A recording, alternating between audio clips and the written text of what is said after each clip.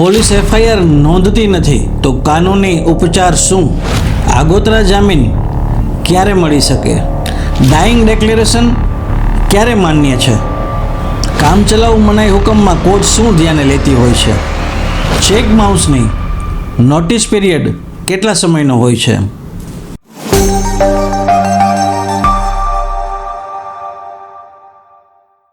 નમસ્કાર મિત્રો, હું છું એડવોકેટ સંજય પંડિત અને આપ જોઈ રહ્યા છો કાયદાની વાતો. મિત્રો, આ આપણે જે શરૂ કરી છે એક નવી સિરીઝ વીકલી લો ચેલેન્જ. આ સિરીઝ શરૂ કરવાનો મુખ્ય ઉદ્દેશ એ છે કે આ સિરીઝ છે એ જે લો સ્ટુડન્ટ છે, જુનિયર વકીલ મિત્રો છે, એ તમામ માટે આ ઉપયોગી છે. બીજું કે જે એવા સ્ટુડન્ટ છે કે એવા વકીલ મિત્રો છે કે જે જ્યુડિશરીની એક્ઝામની તૈયારી કરતા હોય છે, એના માટે પણ આ સિરીઝ ખૂબ જ ઉપયોગી છે. બીજું કે જે નવા વકીલ મિત્રો હવે ભવિષ્યમાં બનવાના છે, એ લોકોએ પણ એઆઈબીની એક્ઝામ ક્લિયર કરવાની હોય છે, તો એના માટે પણ આ સિરીઝ છે એ ખૂબ જ મહત્ત્વની સાબિત થશે. કારણ કે આ સિરીઝમાં આપણે સોમથી શનિવાર સુધી દરરોજ સવારે 7 વાગે આપણે એક પ્રશ્ન મૂકીએ છીએ કાયદાની વાતો ચેનલ યુટ્યુબ ઉપર અને ફેસબુક ઉપર અને ઇન્સ્ટાગ્રામ ઉપર પણ. આ જે પ્રશ્ન છે એ ઓબ્જેક્ટિવ ટાઈપના પ્રશ્ન હોય છે, જેમાં 4 ઓપ્શન આપવામાં આવે છે અને આ પ્રશ્ન છે એ કાયદાને લગતા તમામ પ્રશ્નો હશે જે આવી બધી એક્ઝામમાં પૂછાતા હોય છે. એટલે દર સોમથી શનિવાર સુધી રોજ સવારે 7 વાગે એક પ્રશ્ન મૂકવામાં આવશે. કોમેન્ટમાં તમારે એનો જવાબ છે એ રજૂ કરવાનો રહેશે. જે સ્ટુડન્ટ છે, જે વિદ્યાર્થી મિત્રો છે અથવા તો જે વકીલ મિત્રો છે જેના 6 જવાબ સાચા આવશે, એનું નામ પણ આપણે એપિસોડમાં પબ્લિશ કરવાના છીએ. મિત્રો સોમથી શનિ રોજ એક પ્રશ્ન પૂછવામાં આવશે અને દર રવિવારે રાત્રે 9 વાગે આપણે આ તમામ જે આખા અઠવાડિયામાં પ્રશ્નો પૂછાયેલા હશે એના સાચા જવાબો પ્રસ્તુત કરશું અને એ પ્રશ્નોની સાથે સાથે કાનૂની સમજણ પણ આપવાનો પ્રયાસ કરશું. મિત્રો, તો ચાલો મિત્રો, આજે આપણે શરૂ કરશું વીકલી લો ચેલેન્જનો ભાગ પહેલો, એપિસોડ પહેલો, જેમાં આપણે છેલ્લા અઠવાડિયે જે પ્રશ્ન પૂછાણા હતા એના સાચા જવાબ શું છે એની આપણે ચર્ચા કરીશું. તો મિત્રો, એપિસોડ પહેલાંનો જે પ્રથમ પ્રશ્ન હતો કે જો પોલીસ એફઆઈઆર નોંધતી નથી તો પ્રથમ કાનૂની ઉપચાર શું હોઈ શકે? ઘણા મિત્રોએ સાચા જવાબ આપ્યા છે અને ઘણા મિત્રો છે એ આ જવાબ આપવામાં નિષ્ફળ રહ્યા છે. તો સાચો જવાબ હતો સી. એમાં પહેલો ઉપચાર છે એસપી સમક્ષ ફરિયાદ CRPC 154(3) અથવા તો BNSS 173(4) મુજબ.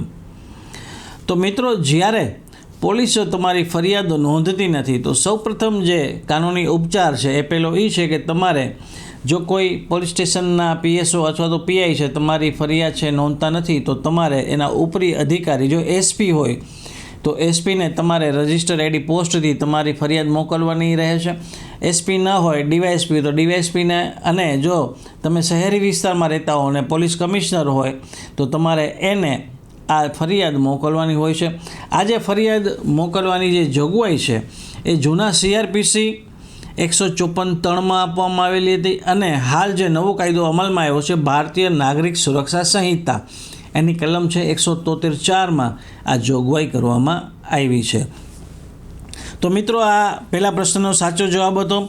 એના પછીનો જે બીજો પ્રશ્ન પૂછવામાં આવ્યો હતો એ છે એન્ટિસિપેટરી બેલ ક્યારે મળી શકે, એટલે કે આગોતરા જામીન છે ક્યારે મળી શકે.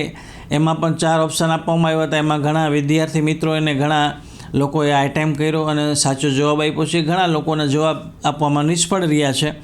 તો એનો સાચો જવાબ છે બી, ઓપ્શન બી, ગિરફ્તારી પહેલાં FIR હોય કે ન હોય.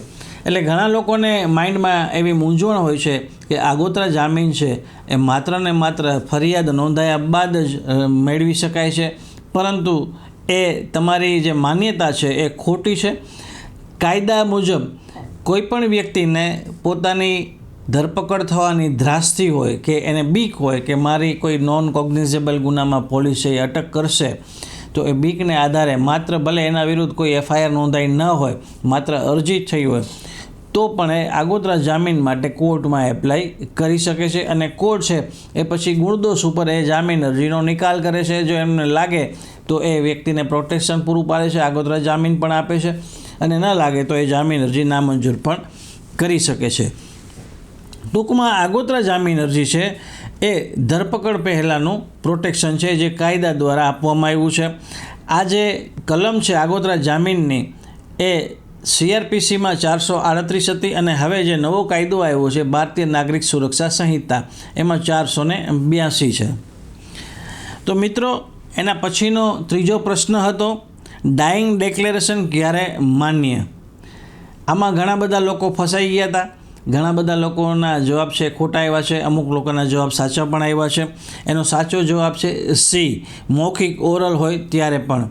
એમાં આપણે 4 ઓપ્શન આપવામાં આવ્યા હતા. એમાં જે સી ઓપ્શન છે કે મૌખિક ડાઇંગ ડિક્લેરેશન હોય તો પણ એ માન્ય રહે છે, પુરાવામાં એડમિસેબલ છે. એમાં ડૉક્ટરની સર્ટિફિકેટની જરૂર નથી કે મેજિસ્ટ્રેટ સમક્ષ એ નોંધાયેલ હોવું જોઈએ એવું પણ ફરજિયાત હોતું નથી. માત્ર ઓરલ ડાઇંગ ડિક્લેરેશન હોય અને એને સપોર્ટિંગ કરતા એવિડન્સ ટ્રાયલ દરમિયાન જો કોર્ટના રેકોર્ડ ઉપર આવે તો આવા ઓરલ ડાઇંગ ડિક્લેરેશન ઉપર પણ કોર્ટ રિલાય કરી અને સજાનો હુકમ કરતી હોય છે. આવા ઘણા કેસોમાં આપણને જોવા મળે છે. સ્પર્ધાત્મક પરીક્ષાની તૈયારી મુશ્કેલ લાગી રહી છે? હવે સોલ્યુશન એક જ છે, જીપીપી લર્નિંગ એપ. ફૂલ સ્ટ્રક્ચર્ડ કોર્सेस તમામ સ્પર્ધાત્મક પરીક્ષાઓ માટે ગુજરાતીમાં સરળ સમજણ અને AI સિનેમેટિક વિડિયોઝ સાથે લિમિટેડ ઓફર 1 થી 15 મે સુધી જ. તો રાહ શેની જુઓ છો? આજે જ ડાઉનલોડ કરો જીપીપી લર્નિંગ એપ અને તમારી તૈયારીને બનાવો સરળ. તો મિત્રો એના પછીનો જે આપણે પ્રશ્ન હતો એ પ્રશ્ન હતો બર્ડન ઓફ પ્રૂફ કોના ઉપર છે. એટલે કે કોઈ પણ પુરાવો છે એને સાબિત કરવાની જવાબદારી કયા પક્ષકાર ઉપર હોય છે. એમાં પણ ઘણા મિત્રોના જવાબ સાચા આવ્યા છે. એનો સાચો જવાબ છે સી, જે દાવો કરે છે તેના ઉપર. એટલે જે પક્ષકાર કોઈ હકીકતનો દાવો કરતો હોય એ પક્ષકારને એ હકીકત સાબિત કરવાની જવાબદારી એના ઉપર હોય છે. ફોર એક્ઝામ્પલ હું આપને જણાવું કે કોઈ વ્યક્તિએ એવું એલિગેશન કર્યું હોય કોઈની ઉપર કે મને જાનથી મારી નાખવાની ધમકી આપી અને મારી પાસેથી બળજબરીપૂર્વક કંઈક કઢાવી લીધું, એવા આક્ષેપ કરતી કોઈ ફરિયાદ કરી હોય તો જાનથી મારી નાખવાની ધમકી આપી હતી અને બળજબરીપૂર્વક કંઈક કઢાવી લીધું છે એ પુરવાર કરવાની જવાબદારી એ પક્ષકારની હોય છે કે જે આવા એલિગેશન કરે છે. એના પછીનો 5મો પ્રશ્ન હતો ગયા એપિસોડમાં, ટેમ્પરરી ઇન્જેક્શન માટે શું જોઈએ. એટલે કે કામચલાઉ મનાઈ હુકમ છે એ જ્યારે માગણી કરવામાં આવે છે કોર્ટ સમક્ષ તો કોર્ટ છે એ કઈ વસ્તુ ધ્યાને લઈ અને કામચલાઉ મનાઈ હુકમ આપે છે. એમાં આપણે અલગ અલગ 4 ઓપ્શન આપ્યા હતા. તો એનો જે સાચો જવાબ છે એ ડી છે કે ઉપરોક્ત તમામ તત્વો. એટલે કે ABCમાં જે તત્વો બતાવવામાં આવ્યા છે એ તમામ તત્વો છે એ કોર્ટ ધ્યાને લે છે કામચલાઉ મનાઈ હુકમ આપતી વખતે. એમાં પહેલું છે પ્રાઇમા ફેસી કેસ, એટલે કામચલાઉ મનાઈ હુકમ આપવા માટેનો પ્રથમ દર્શનીય કેસ હોવો જોઈએ. બીજું છે બેલેન્સ ઓફ કન્વિનિયન્સ, એટલે સગવડતાનું તુલનાત્મક જે છે એ બેલેન્સ ઓફ કન્વિનિયન્સ કોર્ટ છે એ જોતી હોય છે. અને એના પછીનું છે ઇરરિપેરેબલ લોસ, એટલે કે નાણાંમાં આંકી ન શકાય એવું નુકસાન જો કોઈ પક્ષકારને જતી હોય અને આ ત્રણેય હકીકતો કે ત્રણેય તથ્યો જો કેસમાં હાજર હોય તો કોર્ટ છે એ કામચલાઉ મનાઈ હુકમ ગ્રાન્ટ કરતી હોય છે, મંજૂર કરતી હોય છે. એના પછીનો પ્રશ્ન છે છેલ્લો પ્રશ્ન એપિસોડ 1નો 6થો પ્રશ્ન છે ચેક બાઉન્સની નોટિસનો પીરિયડ શું. તો એમાં પણ મોટાભાગના વ્યુઅર્સના જવાબો સાચા આવ્યા છે. એનો જવાબ છે બી, 30 દિવસ. એટલે કોઈ પણ ચેક રિટર્ન થયો હોય એની જો તમારે ચેક રિટર્નની નોટિસ આપી હોય સામેવાળા પક્ષકારને તો 30 દિવસની અંદર ચેક રિટર્ન થયાના 30 દિવસની અંદર તમારે એને ચેક રિટર્નની નોટિસ મોકલવી પડે.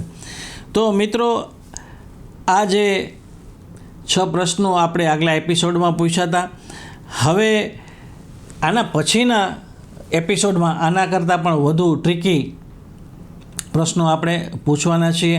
આમાં પણ જે આગોતરા જામીન અરજીનો પ્રશ્ન છે એ આપણે ટ્રિકી ક્વેશ્ચન રાખ્યો હતો. એમાં આપણે આગોતરા જામીન અરજી કઈ કલમને આધારે મળી શકે એવો પ્રશ્ન હતો અને નીચે ઓપ્શન અલગ ટાઈપના હતા અને એની કલમો પણ એમાં આપવામાં આવી હતી, પણ કોઈ પણ વ્યુઅરે એની સ્પષ્ટતા કરી નહોતી. એટલે આવા ટ્રિકી ક્વેશ્ચન પણ હશે, એ પણ આપણે ધ્યાનમાં લેજો. અને બીજું ખાસ કે કોમેન્ટમાં જરૂર લખજો કે આ પહેલાં એપિસોડના જે 6 પ્રશ્ન પૂછવામાં આવ્યા હતા એમાં તમારો સ્કોર કેટલો આવ્યો છે. તો મિત્રો, આવતા અઠવાડિયે ફરી પાછા આપણે આવતા રવિવારે રાતના 9 વાગે ભાગ 2માં મળીશું અને જે એ અઠવાડિયામાં નવા પ્રશ્નો પૂછાણા હશે એની આપણે ચર્ચા કરીશું. મિત્રો આ સિરીઝ ચાલુ કરવાનો અમારો એક જ હેતુ છે કે લો સ્ટુડન્ટ અને જુનિયર વકીલ મિત્રો અને જે જ્યુડિશરી એક્ઝામની તૈયારી કરી રહ્યા છે એ તમામ વિદ્યાર્થી મિત્રોને આ પ્રકારની વીકલી લો ચેલેન્જના માધ્યમથી અમે કાનૂની પ્રશ્નો પીરસીએ અને આખું વર્ષ આ પ્રશ્નો પીરસીએ તો એટલા પ્રશ્નોની તમને પ્રેક્ટિસ થઈ જાય અને કદાચ પરીક્ષામાં આ જ પ્રશ્નોમાંથી કોઈ પ્રશ્ન આવી જાય તો તમે એનો સાચો જવાબ આપી અને માર્ક મેળવી શકો. આવી એક્ઝામ છે એ ક્રેક આસાનીથી કરી શકો. તો મિત્રો, ફરી પાછો આવતા રવિવારે રાતના 9ના ટકોરે તમારી સમક્ષ હું રજૂ થઈશ. ત્યાં સુધી મને રજા આપશો. પોતાનું ખૂબ જ ધ્યાન રાખજો. Take care. જય હિન્દ. કાયદાની વાતો સાથે જોડાયેલા રહો અને કાયદાના જાણકાર બનો. ધન્યવાદ.